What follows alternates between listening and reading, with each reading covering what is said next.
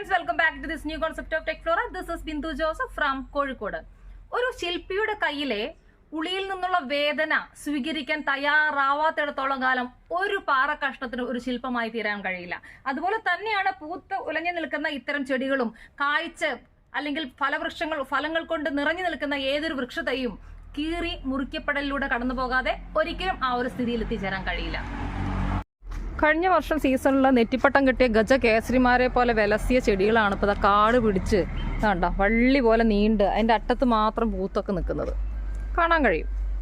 ഈ ഒരു അവസ്ഥയിൽ ഇപ്പോൾ എല്ലാ ചെടികളിലും നിങ്ങൾക്ക് കാണാൻ കഴിയും. അതിൻ്റെ അറ്റത്ത് മാത്രം പൂവുണ്ട്. ഒരെണ്ണം ഓല അങ്ങോട്ട് കയറി ഒന്നിങ്ങോട്ട് ഇറങ്ങി ഒട്ടും തന്നെ വൃത്തിയില്ലാതെ കാട് പിടിച്ച് കിടക്കുന്ന ഒരു ഏരിയ ആയിട്ട് നമുക്കിതിനെ തോന്നും. ബോഗൺവില്ല എന്ന് പറഞ്ഞാൽ അങ്ങനെ തന്നെയാണ്. അതിനെ വെട്ടി ഷെയ്പ്പാക്കാത്തിടത്തോളം കാലം ഇങ്ങനെ കാട് പിടിച്ച് ഇതുപോലെ ഈ ഒരു അവസ്ഥയിൽ കിടക്കും. ഇങ്ങനെ നിന്ന് കഴിഞ്ഞാൽ പൂക്കൾ ഉണ്ടാവില്ല എന്നല്ല, അതിൻ്റെ അറ്റത്ത് മാത്രം ഇതുപോലെ അറ്റത്ത് മാത്രം പൂക്കും. കംപ്ലീറ്റ് ഇലകൾ മാത്രമായിരിക്കും. ഇതിനെ നമുക്ക് മാറ്റി ഏറ്റവും വൃത്തിയായിട്ട് ട്രിം ചെയ്ത് ഏറ്റവും കൂടുതൽ പൂക്കുന്നൊരവസ്ഥയിലേക്ക് നമുക്ക് മാറ്റണം. എല്ലാം തന്നെ ഹൈബ്രിഡ് ബോഗൺവില്ലാസ് ആണ്. പക്ഷെ ഒരു യൂസും ഇല്ല. കണ്ടോ, നീണ്ടു പോയിട്ട് ഒട്ടും വൃത്തിയില്ലാതെ മല പോലെ നീണ്ടു പോയിരിക്കുകയാണ്. ഇതിൻ്റെ ടിപ്പിൽ മാത്രം പൂ കാണും. ഇതുണ്ട്, ഇതിൻ്റെയൊക്കെ അറ്റത്ത് മാത്രം പൂവാണ്. ഇതെല്ലാം തന്നെ വളരെ നല്ല ചെടികളാണ്, പക്ഷെ പൂവുകളില്ല. ഇതിൻ്റെ ഒരു സൊല്യൂഷനാണ് ഇപ്പം നമ്മൾ കാണാൻ പോകുന്നത്. ഇതിൻ്റെ കറക്റ്റ് ട്രിം ചെയ്യുന്നത് എങ്ങനെയാണ് എന്നാണ് നമ്മൾ നോക്കാൻ പോകുന്നത്.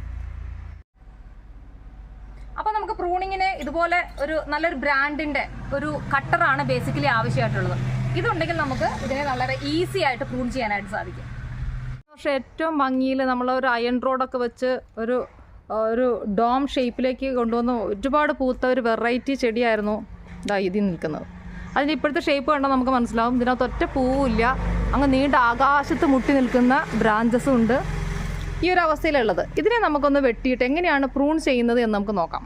എത്ര വലിയ ഹൈബ്രിഡ് ചെടികളാണെങ്കിലും അത് പ്രൂൺ ചെയ്ത് നിർത്തിയാലേ പൂക്കൾ നമ്മൾ പ്രതീക്ഷിക്കുന്ന രീതിയിൽ ഉണ്ടാവുള്ളൂ. മാത്രമല്ല ഏതൊരു ഷേപ്പിലേക്ക് വേണമെങ്കിലും നമുക്ക് ആ ചെടിയെ കൊണ്ടുവരാൻ പറ്റുമോ എന്നുള്ളതാണ്.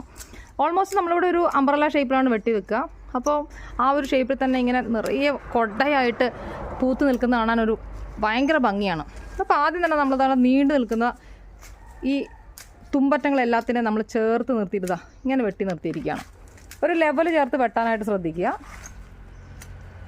ഇങ്ങനെ നമ്മൾ ട്രിം ചെയ്യുക. അതിനായിട്ട് ആദ്യം നമുക്ക് വേണ്ടത് നല്ല ഒരു കട്ടറാണ്. നമുക്ക് ആവശ്യമില്ലാത്ത ഭാഗങ്ങളെ മാത്രം നമ്മളിത് ട്രിം ചെയ്ത് നിർത്തുന്നു. നല്ല ഹെൽത്തി ആയിട്ടുള്ള ഇതുപോലെ നല്ല ഹെൽത്തി ആയിട്ടുള്ള മുകളിലേക്ക് പോയിരിക്കുന്ന പാർട്ടിനെ നമ്മൾ ഒരു ചാക്കുനൂല് വെച്ചിട്ട് കെട്ടിക്കൊടുക്കുകയാണ്.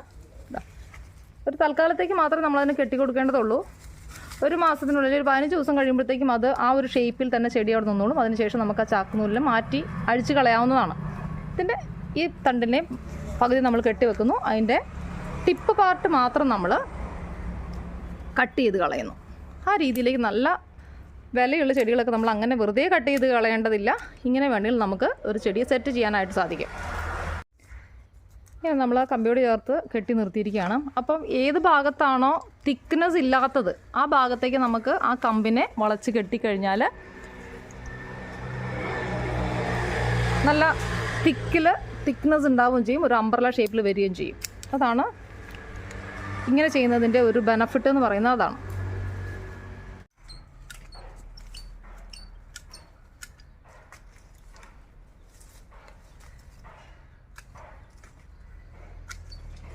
ഈ ഒരു വീഡിയോ ഇടുന്നത് തന്നെ ഒരുപാട് നമ്മുടെ വ്യൂവേഴ്സ് പറയുന്നുണ്ട് അവരുടെയൊക്കെ ചെടിയുടെ അറ്റത്ത് മാത്രമേ പൂക്കുന്നുള്ളൂ എന്നൊരു കംപ്ലയിൻറ്റ് കേട്ടിട്ടാണ് അതിൻ്റെ സൊല്യൂഷനായിട്ടാണ് ഇപ്പോൾ നമ്മൾ ഈ വീഡിയോയിൽ വന്നിരിക്കുന്നത്. അറ്റത്ത് പൂക്കുന്നതിൻ്റെ കാരണം നമ്മൾ കറക്റ്റ് ട്രിം ചെയ്യാത്തതുകൊണ്ടാണ്. ഓരോരുത്തർക്കും ചെടി മുറിക്കാൻ പേടിയാണ്. പേടിക്കേണ്ട കാര്യമൊന്നുമില്ല.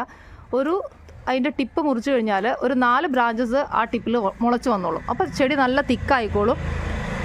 അപ്പോൾ കൂടുതൽ പൂ ഉണ്ടാവുകയുള്ളൂ. നല്ല വെയിലത്തേക്കും കൂടെ വെച്ച് കഴിഞ്ഞാൽ കൂടുതൽ പൂ ഉണ്ടാവുകയുള്ളൂ. അതുകൊണ്ട് അത് ട്രിം ചെയ്യുന്നതിന് ആരും മടിക്കേണ്ടതില്ല.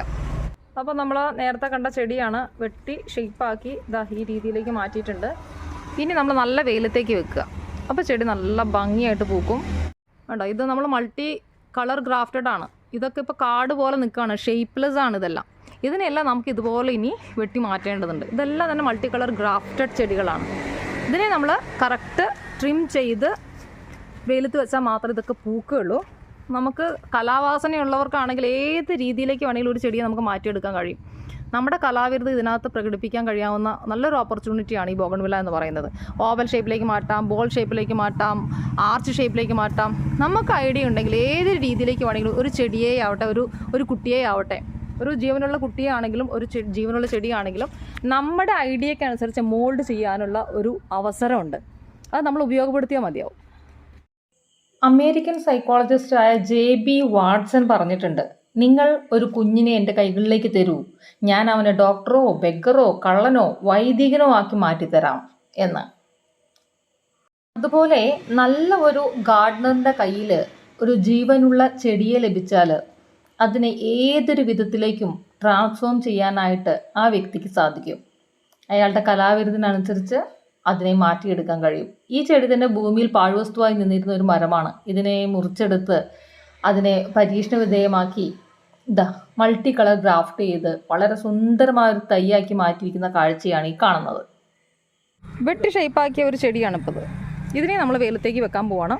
മറ്റൊന്ന് കഴിഞ്ഞ വർഷം നിങ്ങൾ കണ്ടിട്ടുണ്ടാവും, ഓൾമോസ്റ്റ് കണ്ടിട്ടുണ്ടാവും, ഏറ്റവും കൂടുതൽ പൂത്ത 2 ചെടികളാണിത്.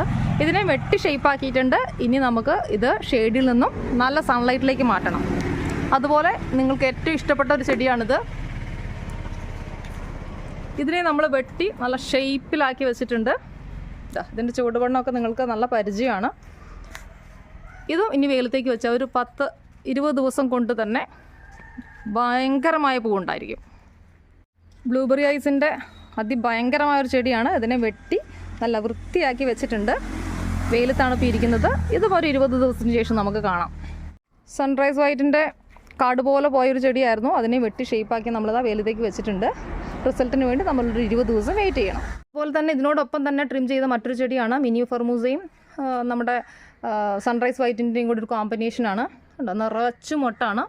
ഇതും ഒരു 15 ദിവസം മുൻപ് നമ്മൾ ട്രിം ചെയ്ത് നിർത്തതിൻ്റെ റിസൾട്ടാണ് ഈ കാണുന്നത്. ഒരു മൾട്ടി കളറിനെ കൂടെ ഇതാ നമ്മൾ ഷേപ്പാക്കി നിർത്തിയിട്ടുണ്ട്. പൂ ഉണ്ടാകാൻ തുടങ്ങിയിട്ടില്ല. ഇത് സെയിലിനുള്ള ബേബി പ്ലാന്റ് ആണ്. ഇതും ഈ ചെടിയും തമ്മിലുള്ള വ്യത്യാസം നിങ്ങൾക്ക് മനസ്സിലാക്കാൻ കഴിയും.